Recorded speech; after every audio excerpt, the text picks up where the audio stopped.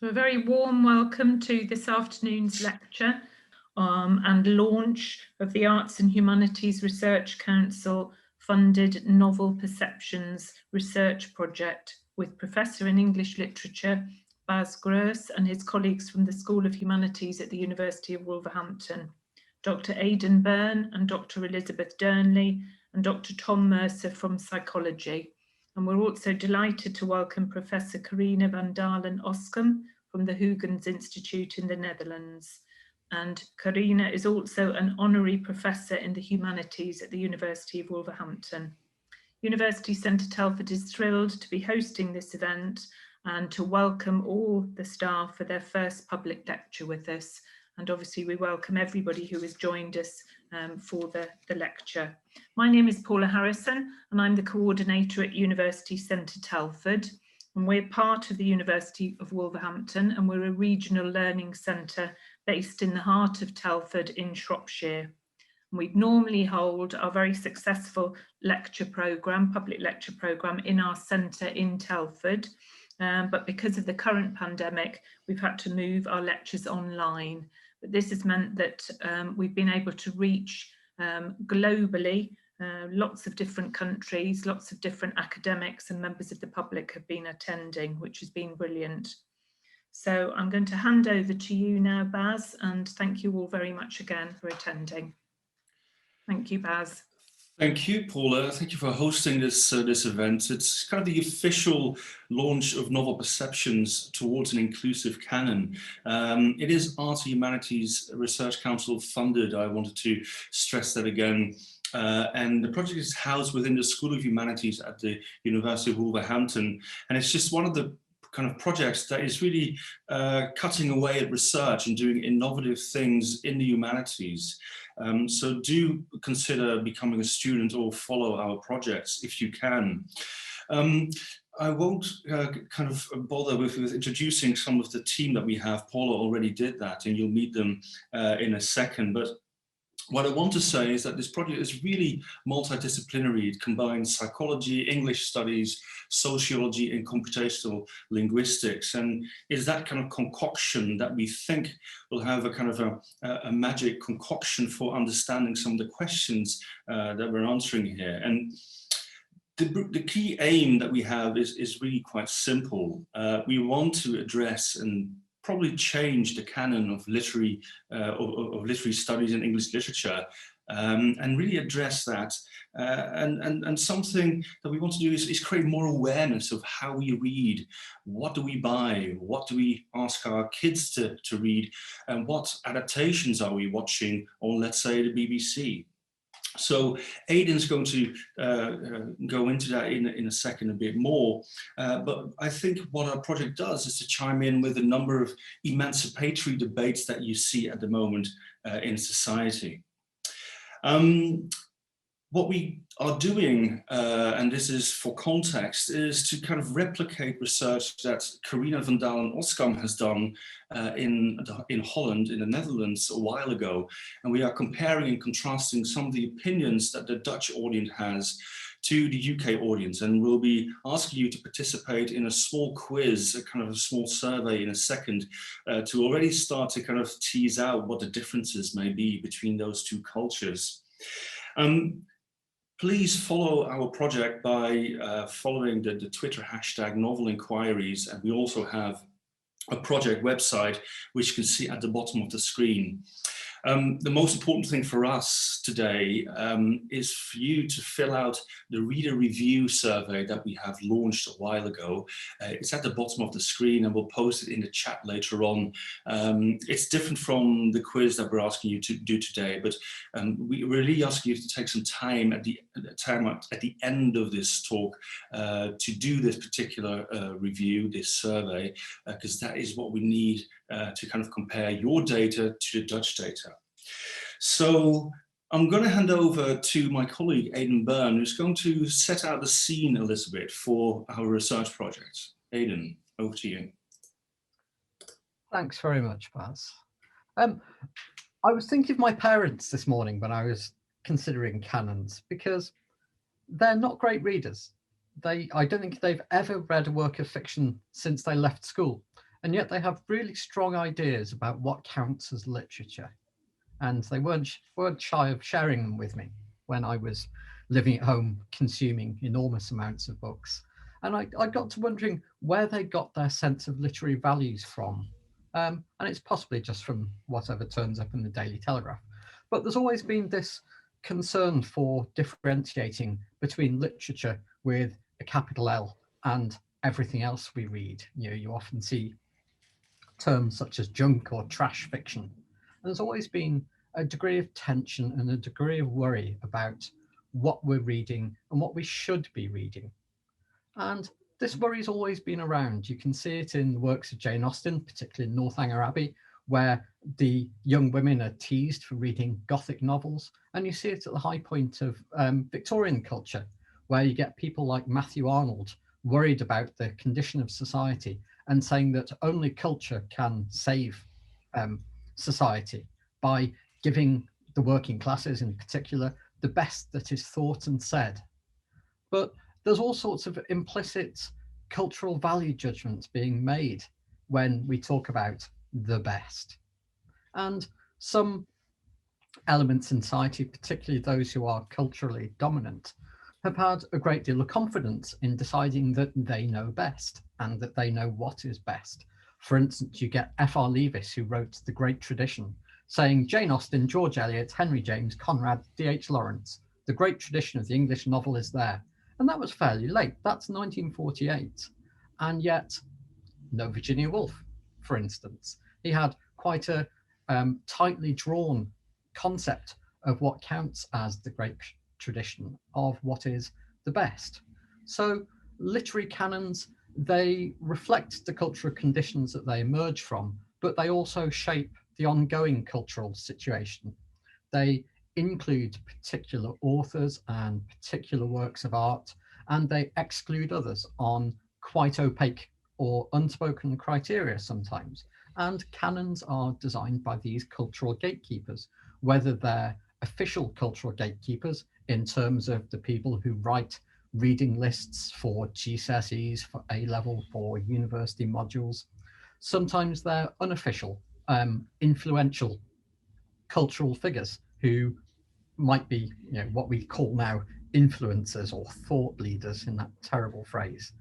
So canons, they do change, and changing times requires new canonical boundaries. We occasionally need to sit down and think about what constitutes the best, what we should be reading about, whose voices and perspectives should be included in official canons, perhaps especially in educational settings as well, such as ours.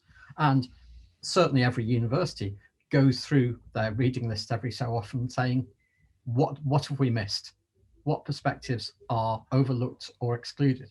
And the Novel Perceptions project and the Novels That Shaped Our World BBC project is an exercise in asking people what their understanding of literature is, what counts as literature with a capital L, what does literary quality mean, where do their ideas of what literature means come from, and also tries to identify the shared features of work that's considered literary by large swathes of people, which is where Karina's computational analysis comes in. What constitutes literary quality? Is it culturally determined? You know, where did my parents get their idea of what literature with a capital L is? Or is it a structural feature of actual texts that we can identify through analysing grammar, lexical structures, that kind of thing? Or is it culturally constructed? Is it psychological? So what does the best mean? And the second stage of our project, particularly the Novels That Shaped Our World aspect of it, proposes additions to the canon. We ask readers what their impressions are of particular texts, what their memories are of works they've read before, and recommends further reading that tries to gently widen people's exposure to new texts or unfamiliar texts, perhaps not necessarily new ones, but ones that have been overlooked in the past. So the project's really got a couple of prongs, looking at the formation of canons, but also suggesting ways of updating or widening what we do. And so it's really important for us in particular to gather plenty of data by asking you to fill in our questionnaires and engage with our projects. That's right, Aidan. That's Thank you. what we're doing. That's great, Aidan. Thank you very much. That's a great kind of summary of what we're doing. And just to start a bit of that kind of data gathering and having some fun, Karina has designed an interactive quiz for the participants. So I was wondering if we can share the quiz link, the Google form link in the chat, please. All participants, can you please click on the link that you will find in the Q&A box, where we have a short survey. In the form, in the quiz, you will find 8 questions, and we're asking you to rate 8 novels in terms of their literariness. How literary do you think a particular novel is? So the first one is The Sense of an Ending by Julian Barnes. So if you can click on the link and look at the form, you can see 8 options. It ranges from definitely not literary at all to highly literary, and there's also an option for I do not know. So if you haven't read the book or think you're unqualified to judge this novel, it doesn't matter. You can fill out that button. So in between there are 7 options. So can you please fill this one out for Julian Barnes, please? And it very proudly announces that it's the winner of the Man Booker Prize 2011. And then there are 8 other novels. Can you please take a couple of minutes to go through these novels and rate these as well? And we will share the results with you in half an hour's time. We will compare your results to earlier results in Holland, in the Netherlands. So if you can take some time to go over the list of 8 novels. Thank you very much. And I'll start to gather the results. That's fine. If you're evidence. still filling it out, please continue filling out. I'm going to continue with kind of setting out the scene a little bit more and follow on from what Aidan has been doing just a minute ago. So I'm going to breeze through this, but because it's kind of, I won't say obligatory, but you will have heard about some of the societal debates about whether we should reshape the canon, think about the canon, what voices should we include. And I guess recently Kazuo Ishiguro, the Nobel Prize winner, in his Nobel Prize lecture in 2017, was one of the people who was thinking about this. He took this kind of important platform to urge us to rethink how literary culture works, how the publishing world works, and maybe think about our very definition of literature itself. He says we shouldn't so narrowly or conservatively define our idea of what good literature means. Very important, but not all people agree with this. So this is Amanda Spielman of the Ofsted chief, who doesn't feel a need necessarily to revise the curriculum in the context of a single issue or purpose. So there is some interesting kind of discrepancy here and maybe a different point of view.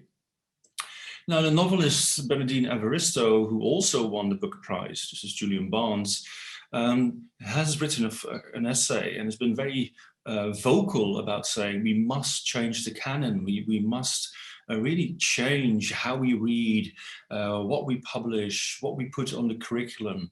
Okay, so there's lots of interesting kind of discrepancies and a plurality of voices here. And a former head teacher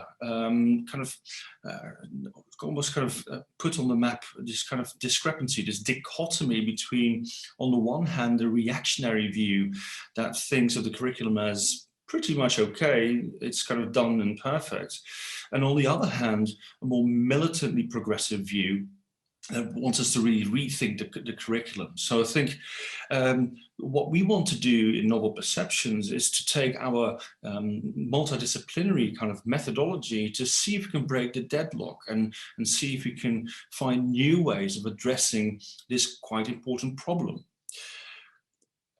Isabel Weidner, a writer, but also a literary critic, has written Liberating the Canon. And one of the things that she was thinking about was that we shouldn't just look at the content of literature, what topics does it address, but also how does the form, how does the actual shape of a fiction kind of, I don't know, shape and influence how we think about what is valuable.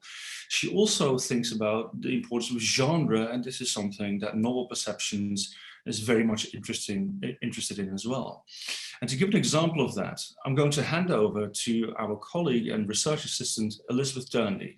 Thanks very much.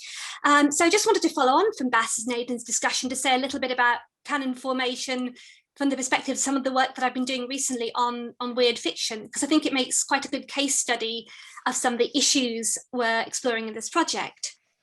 So last year, I put together an edited collection of stories for the British Library's Tales of the Weird series. So if you've not actually come across these are volumes of ghost stories and weird tales written by mostly forgotten authors that the British Library are republishing. So I put together a volume of stories about London. That's my one on the right, the yellow one, Into the London Fog. And I just wanted to briefly talk through some of my thought processes about canon, what to include when assembling it.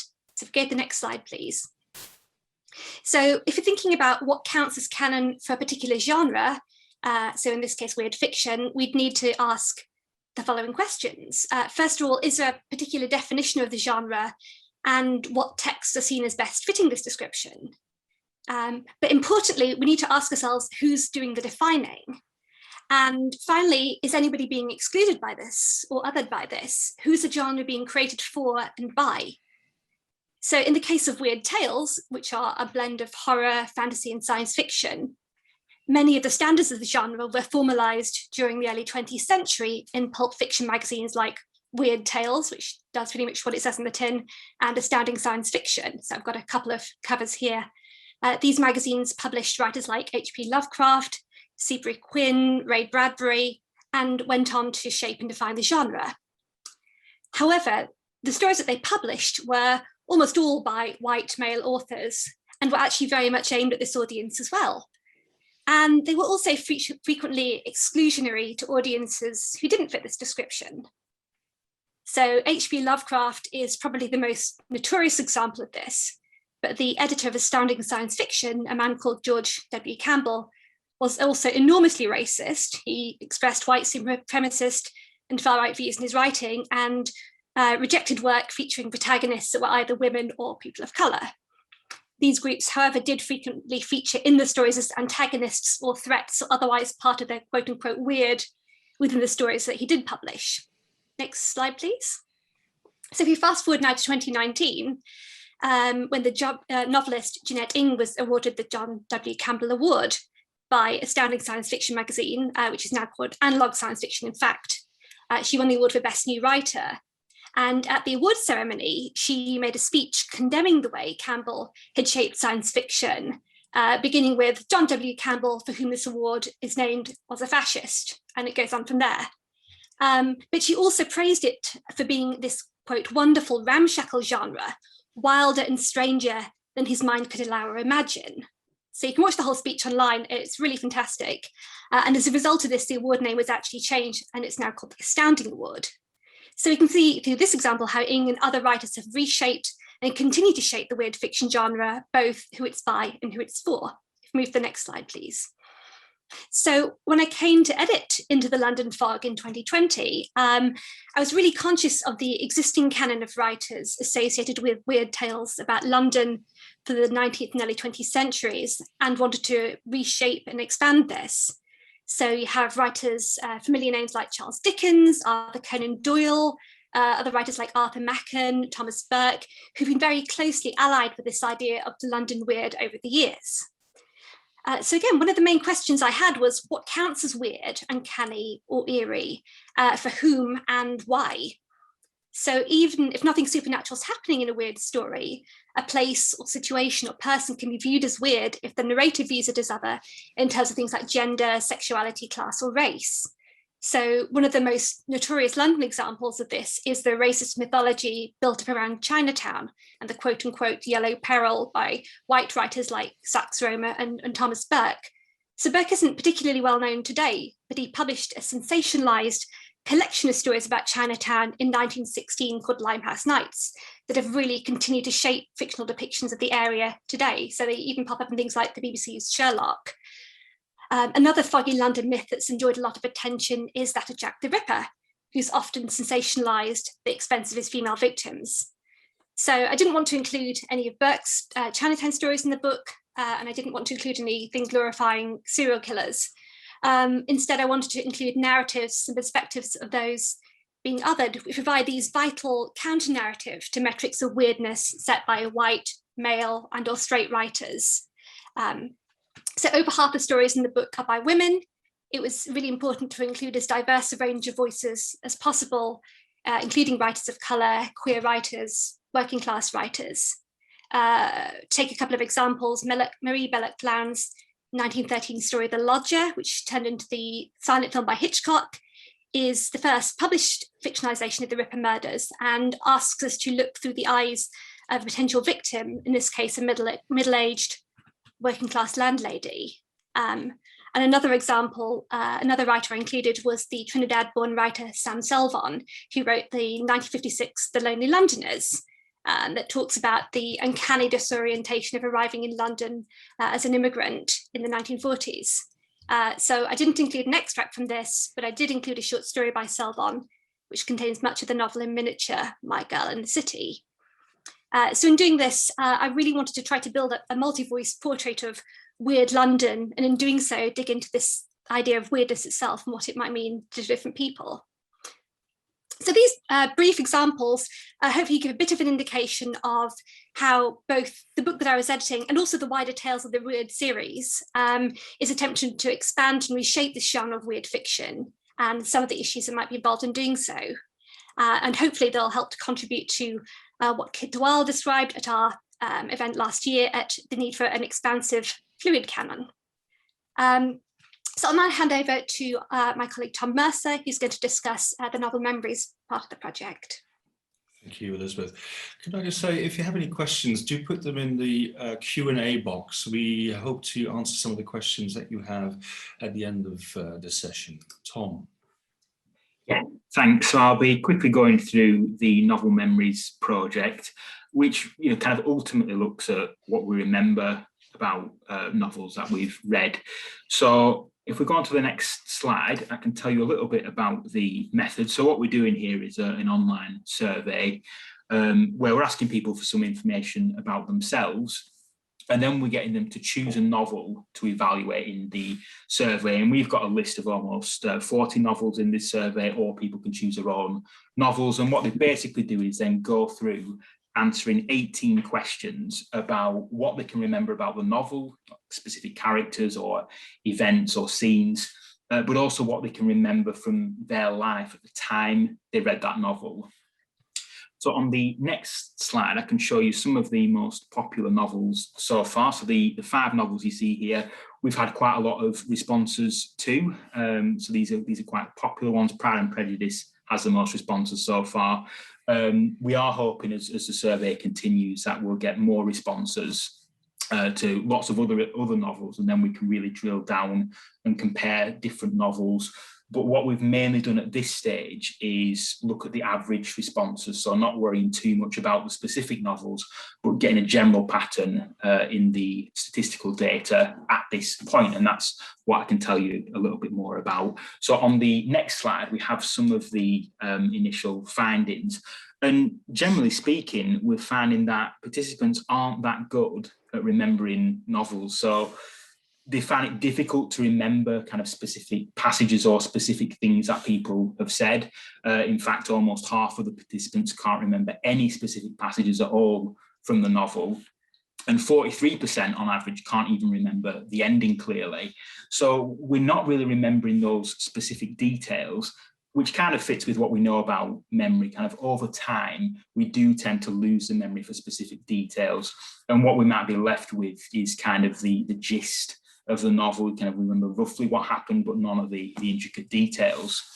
But what's interesting is that when we looked at what people could remember about their emotional state, they can tell us a lot more. So one thing we've done is to ask people about some of the emotions that they felt when they read that novel, and they seem to be able to do that quite well. We've also asked them about their general mood state at the time they read the novel. So this is not about the emotions from the novel, but just how they were feeling at the time. And 45% of the participants said they were in a happy mood, which is quite interesting. And we might have a possible explanation for this. On the next slide, there is a graph which shows something called the lifespan retrieval curve. It's that kind of line graph at the bottom. This basically shows how memories are distributed over the course of our lives. This comes from data in participants about 50 years or older, looking back on their lives, recalling memories, and we can quantify them. Generally speaking, we can remember recent events quite well. We don't remember childhood that well, but there is this kind of bump or increase in memories between the ages of 10 and 30 called the Reminiscence Bump. And most of the memories in that Reminiscence Bump tend to be positive. Now, the majority of our participants averaging out at age about 50, but the novels they've chosen to evaluate, they read those between the ages of about 12 and 30. So it nicely overlaps with the Reminiscence Bump. And because we remember that time quite fondly, that might be why people remember being kind of a happy, positive mood at the time. One final thing I want to say about the data so far on the next slide is about where people read these novels. So this shows the 5 most popular novels that I mentioned earlier. And what we've done is broken down where people read these novels into home environment, education environments like school, college, university, town, cities and places, all whilst commuting, travelling on holiday and things like that. And this bit's not too surprising. Generally speaking, people tended to read these at home or in school. The exception to this was Lord of the Rings, which a lot of people read whilst they're on holiday.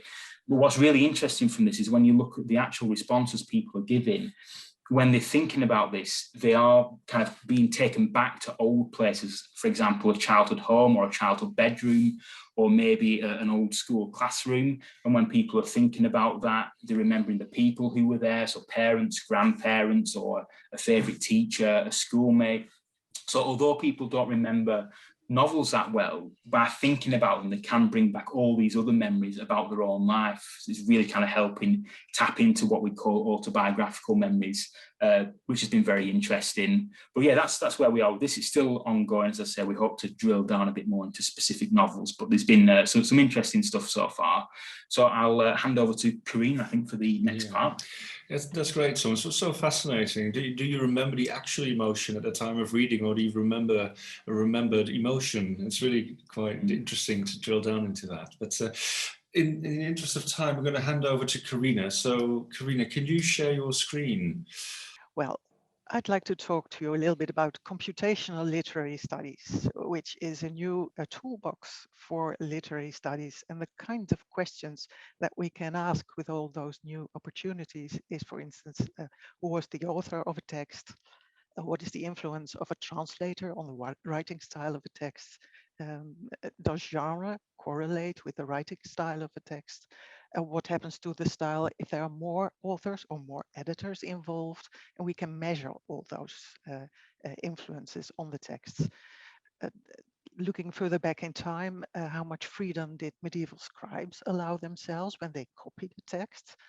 And can we compare literary style in different languages and or from different time periods?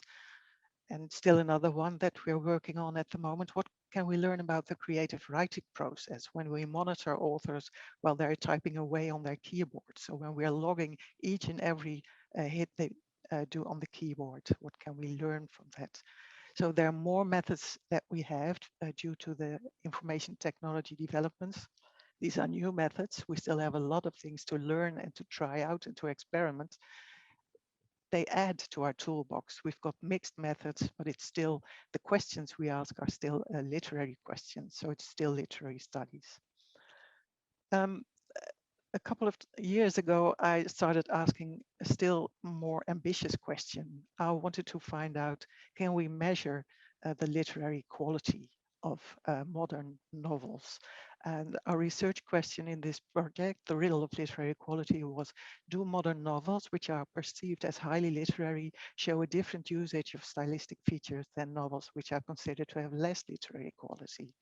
In other words, for the more scholarly inclined, what are the current conventions of literariness in the Netherlands? This research was started in 2012, and our methodology was to combine a stylometric analysis of 400 novels with the responses of readers in a large survey in which they gave their opinions about the same 400 novels. We called it the National Reader Survey. And by correlating the reader's opinions with the literary style we could measure, we hope to get more insight into the existing literary conventions at the time. Now, the 8 novels that you just had a look at and that you gave your opinion on were part of that 400 novels that we asked the opinions of the Dutch readers about. And they may have read these in translations, in Dutch translations, or in the original English. And these were the scores they gave for the novels. 6.6 on a scale of 7 for The Sense of an Ending at the top, and the lowest of the lowest, 50 Shades of Grey, 2.1, which was really the least literary novel according to the almost 14,000 Dutch respondents. And you'll be curious to see what your scores were. I excluded the I do not know answers. We had 28 responses in total. And here I show you what came out of your responses. And what you will notice is that there isn't that much of a difference between what the Dutch audience thought in 2013 and your opinions, which is quite intriguing, I think. So this is the first part of the research. The second part is then to have a look at the novels themselves and see how they look alike, for instance, in the usage of words. Words are the most basic data we have for computational literary analysis. We can count words very easily, and we can run all kinds of statistics on the word frequencies to find out general ideas about the novels in question. So I've taken these 8 novels and I've done a cluster analysis on the 1,000 most frequent words in these 8 novels together. So this graph only says something about the relations between these 8 novels. And the further to the right the novels are connected, the more they look alike in the usage of these 1,000 most frequent words. So Nicole Krauss and John Boyne, their novels are most alike. And after that, they look most like Barnes, The Sense of an Ending, then Gilbert, Eat, Pray, Love, etc. And so we see one set of 6 novels that look a lot alike in their word usage.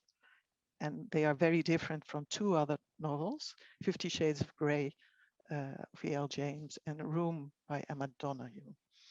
This is one approach. This gives us a general idea about how much these novels differ or are alike.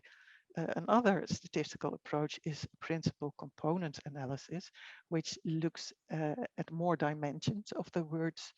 And this is a visualization of a principal component analysis. For now, the most relevant thing to keep in mind is you see a map, and each of the 8 novels are placed on this map.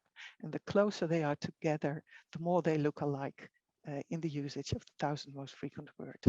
And what we see here is that the closest together here are Barnes and Eat, Pray, Sense of an Ending, and Elizabeth Gilbert, Eat, Pray, Love. And I think that is a very surprising combination. After that, here we find closely together Boyne and Krauss. And here are the 2 adventure or thriller novels. And at the other side of the graph, separated from the rest, Room and 50 Shades of Grey. So this confirms what we saw in the cluster analysis, that these 2 are rather different from the rest. When we then again link it to the scores that you gave and the Dutch audience gave, we saw that Barnes was the most highly rated, 6.6 by the Dutch audience and I think 6.2 by you. And there is a big difference with Eat, Pray, Love by Elizabeth Gilbert, which was almost 3 points lower on a scale of 7. And so it's quite surprising that these two end up closely together. So it's not in their word usage. There is more that has influenced your opinion about the novel. Something else that's interesting can be remarked for Room and for 50 Shades of Grey. Perhaps you know the novel Room by Emma Donoghue, which is narrated from the perspective of a young boy, a 5-year-old boy. And you can see that in the language of the text. It's the language is at the level of a 5-year-old boy. And as you can see in the usage of the 1000 most frequent words, this novel looks most like 50 Shades of Grey. So somehow there are things that can be compared between these two novels. So this does not prove anything, but it helps us to zoom in on interesting elements to analyze in these novels. And in that way, we hope to find out more about why is a Room seen as way more literary than 50 Shades of Grey, and why is Barnes much more literary than Elizabeth Gilbert. So that's why these kind of surveys are so important for our research. We can analyze the text, but if we don't have a reference in your opinions as readers, we cannot say very much. So your answers to the big survey of 400 novels, which you can find on the Enquire platform, so the 2020 Reader Review, is very necessary for us to do the next step in our research. And I gladly invite you to take a look at that survey after his events. Time for the Q&A now. Okay, thank you very much, Karina. That was fascinating. We've got 2 questions posted already, and please feel free to add more, and I'll do them in order, I suppose. And the first question is from somebody who has remained anonymous, who says, I wonder whether increasing understanding of factors like aphantasia affects recall of novels. I guess that's a psychological question. Shall we go for Tom first on that one? And then Baz? Yeah. Happy to start that one off. So yes, it's a really interesting question. The whole sort of aphantasia is people who just can't visualize because they have no visual imagery, and we know there are big individual differences in people's visual imagery. There has been prior research which shows it does connect with memory. So the better somebody's visual imagery, the better their memory tends to be as well. They have kind of richer, more detailed memories that feel more complete and accurate. So yeah, I think it's very likely that would also affect the recall of novels. It's not something we've directly looked into. We do have some demographic factors like age and gender, whether a person's read the book multiple times or seen adaptations that we'll look at. But yeah, I think that the question shows there's a lot of other factors that are likely to play a role in that. Yeah, I agree that aphantasia is probably very key. Baz, would you like to add any observation to that, or? Yeah, I think there's new ground that we can cover, but this is really Tom's kind of field, I think. But we are working on this still, and this is a very good kind of comment, I feel, and the relationship between also mental health and other effects that we have also in society is something that we can drill down into, as Tom was saying earlier. So I think this is something we need to have a chat about, Tom. Definitely. Anyone else on the panel like to add to that? Okay, shall we move on? So the second question is from Eleni Godi. Diolch yn fawr, Eleni. Thank you very much for this challenging webinar. I wanted to ask if your team has looked into choices in the academia, tertiary education syllabi vis-a-vis the canon. So I guess, what's the overlap? Are there tensions? Who'd like to address that first?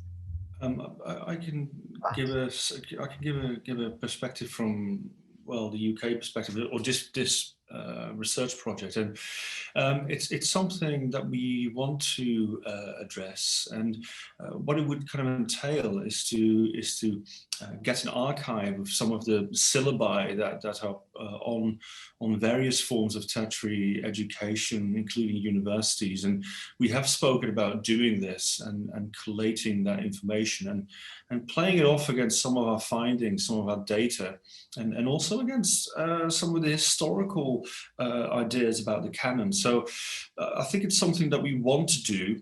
The problem may be that certain educational systems or groups, they don't want to hand the information. So, but it's something that we want to explore. I'm not sure, maybe Karina, have you done this in Holland by any chance? We have not done this in the Netherlands, but there are a lot of colleagues of mine who are having a closer look at that kind of elements, but also in high schools. And there are many curricula that are still very exclusive, you could say. Yeah. A lot of work needs to be done. Can I just ask, from your perspective, the Dutch perspective, where do you see this going? Do you think there should be like a benchmark, or do you, because I think, and this goes back to my part of the presentation, and there's this deadlock, and conversations can become quite militant and maybe pretty nasty, I think. And do you want to set a benchmark, or how do you want to stimulate the inclusive canon in Holland? I mean, it's a completely different situation, less universities, etc. So I'm just wondering how you feel you yourself would want to change the syllabi on universities, for instance. I think we'd have to start at high schools or even elementary schools in giving a more diverse list of books to select from. Because the ideas you get as a high school student about what is considered literature is what you will start to replicate yourself later on. So the sooner we open up the list to more and more different perspectives, the better. Interesting. So this will also entail some discussions with government, I feel, because it really depends on who sets the curriculum and how much freedom, let's say, head teachers and other teachers have to set the curriculum. Absolutely. I know that a couple of years ago, Michael Gove was making very public interventions about what should and shouldn't be on high school curricula. And slightly less visibly, my scholarly association recently contributed to revising the Welsh literature curriculum in both languages, and it was a fascinating exercise in looking for new sources in both languages, but also in international literature. And the criteria were anything from what's good, what's representative, what's overlooked, what might reflect shared experiences, how much minority experiences of any sort should be included. And it was a set of very interesting conversations with quite a good outcome, but the media coverage was overwhelmingly hostile, which rather depressed some of the people who contributed. So it was a very interesting discussion, but also quite a fraught one. Interesting. And one of the questions we're asking as well is not just should books that we read on syllabi or wherever GCSE levels, should it be literary, but also should they be enjoyable? Because I think we're in an age where the literacy and just reading per se is on the, I wouldn't say under threat, but it's in decline to some degree. And maybe if we ask people to just admit, sort of, do you like reading 50 Shades of Grey? Why not, I don't know, study that? Because that will trigger at least some sort of engagement with fiction and with the world of literature. Absolutely. Or books. A few years ago, our colleagues here made the front page of some of the tabloid newspapers for a module that looked at banned books and taboo books. And the front page of one of the tabloids, the headline was, "What the Dickens are they teaching?" which they thought was a hilarious gag. It also tells you an awful lot about literary values out in the commentariat or out in the media. Shall we move on slightly? Kerry Hadley-Priest, who is an acclaimed author herself, says, thinking of the comments about weird fiction, how do you think its categorization of otherness might necessarily exclude it from a traditional idea of the canon? It's a really good question. Yeah, I guess in terms of, if you mean by sort of, if it's considered other, then it's necessarily sort of outside of canons just by default. I think often it might want to position itself as such, but I guess any time sort of non-traditional canons form, you have to sort of think about the danger of, does that itself become this exclusionary thing? So even if it's positioning itself as sort of, as something other than the mainstream canon, it might then form its own, which obviously can be a good thing or not. But yeah, I think it's really interesting to think of that. Does that exist alongside other canons? To what extent does it interrelate to them? Definitely. To some extent, it's a marketing issue as well, isn't it? Right. Yeah. Advantage to being seen as other or underground or edgy in some way. Yeah, definitely. To some extent. I guess Karina could say something about that. When we selected our 400 novels, yeah, they come pre-packaged with particular codes, right? So, and of course, not all novels or genre fictions fit neatly into that box. So maybe there's a wider discussion to be had here about, I don't know, maybe exploding the idea of genre and negating that idea. But of course, publishers wouldn't want that. We got a final question, I think. I'm not sure who this is from, but the question is, when considering the stereotypes around science fiction, fantasy, weird fiction, do you find these books, even if inclusive, are considered less literary? Ooh, who should we start with this? And then how about Karina? Well, what we noticed, even in this very small survey that you took, is that there is clearly a hierarchy in genre. As to literary quality. So books presented as literary novels or literary fiction or general fiction get higher ratings than genre fiction. And so it seems to be that the idea that genre fiction can also be literary is somehow impossible in the reader's minds, which is a pity, of course, because, well, there are many, many very good genre fiction novels. Absolutely. Would anyone else like to add to Karina's observation? I think this is a question for Elizabeth, I think. Yeah. No, it's really interesting, as you say, like it's a sort of opposition of, if it's a genre, it's a non-literary. I think, wasn't it Graham Greene who sort of divided his books into like his genre books and his literary books, like they had to be oppositional. And of course it's not necessarily the case at all, but I think it comes down to what the others are saying about sort of marketing of books as well. You could put out the same book with a sort of literary cover and a non-literary cover and see what people make, which is again another experiment that we've done with people. So I think again it's just about expectations as well. So again, I think sort of comparing what people think of in terms of the literariness of the fantasy or weird with what's actually going on textually. It's one of the really interesting things that will come out of this research. Absolutely. We have a comment question from Daisy. Thank you so much for this talk. I wonder whether having the Booker Prize nominee / winner sticker on a text increases the public's perfection of its literariness. Are we trusting the judgment of a problematic panel more than our own when it comes to deciding what is literary? I would say yes. I'm highly persuaded by a famous name or a sticker on the front cover of a book, because it reassures us that we're part of a community that's making the right cultural choices, I think, to some extent. But what do the rest of the panel think? Well, I think that there is something called the law of small numbers. The amount of names of authors you can remember is limited. And author names are kind of brand names. If you see the name of the author, you think, okay, I will like this or I will not like this. The same goes for your friends. Recommendations from one friend may have given you good suggestions. Others, well, that his or her selection are very different from mine.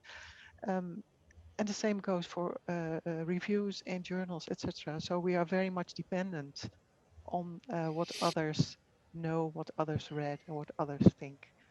And that's what publishers make use of as well. Tom, would you be able to say something from a psychological perspective about how we call it the paratext, so the stuff outside the story, the cover, etc., how that creates a bias maybe in people's minds? So yeah, the Booker Prize winner, okay, that must be great. Yeah, I think so. I think people are looking for any other cues or any other bits of information, aren't they, when they're doing these kind of judgments. And there's a lot of cognitive research showing that we can be very biased in our thinking. We use these kind of cognitive shortcuts and heuristics to get a quick answer. So I imagine that kind of stuff is happening, especially if maybe they're not that familiar with the novel and they're trying to kind of find other bits of information they could go off maybe. And are there ways of breaking that? Are there ways of breaking out of that habit of going out of the hive mind and trusting your own instinct a bit more? How is it, do you see any ways of how we can stimulate that? It is really difficult. It does seem to be kind of something we default to. I think it's often just taking time, I think, and really kind of thinking things through that might help, but it is often very difficult to get around these biases that come so naturally to us. Interesting, but still the power of the word of mouth recommendation, it goes beyond any marketing machine, I think. So once the novel gains traction amongst the population, and you could see this, I think it must be 10 years ago now with Stoner, this particular novel, which was about 50 years old, something like that. And suddenly, I think it was a recommendation by, sorry, I shouldn't mention this, Ian McEwan, but he recommended this, and then everyone started reading it, and there was no marketing machine needed. Everyone decided, well, this is amazing novel. Okay, we've got one final question. So, Aidan. How do you feel the impact of self-publishing is affecting the efficacy of Canon selection? I guess that could be extended to not just self-publishing, but Kindle publishing, the use of used ebooks, texts where you can't judge them by their covers. But yeah, how about self-publishing? Karina? Well, in fact, 50 Shades of Grey went back to fan fiction, which in fact was self-published on the internet, and novels like The Martian by Andy Weir were self-published. So there are more chances for self-published authors to get attention. So I'm all for it. There's also fan fiction, obviously, where fans start to invent their own spin-offs of particular stories, Harry Potter, etc. So, yeah, you circumvent the kind of the authority of the official publishing world, I guess. So it's really interesting to see where that is going, and whether some of those novels will end up on the university syllabus or on the GCSE syllabus. It'd be really interesting to see that. I think we should probably slowly draw this to a close. So that was really illuminating. I do apologize for the plurality of perspectives that the audience have been given, but this is kind of what we do. This wasn't even everything that we do, because one of our colleagues, Laurie Hanquinet, a computational sociologist, could not make it. So we've got a very strong project, I feel, and we've got all these angles that we want to use to break open the canon. So thank you to the panel. Thank you all for your perspective. It's really illuminating. Thank you so much. And I thank you, of course, to the audience for logging on today and your interest in our project. Before we go, I just wanted to say, if you have some time, could you please take the reader review survey? It will appear in the chat or in the Q&A, I think it's a chat, because that will really help us to gather data and do some more of the fascinating work that Karina has just been showing. So thank you very much, and we hope to see you at an event in the near future. Thank you so much. Thank you very much, everyone. Thanks, Paula and the University Centre at Telford for hosting us. Thank you. Thank you, Aidan. You're very welcome. It was lovely to host you. Fascinating lecture, and thank you to everybody for attending. Thank you. Thank you, Paula. Thank you.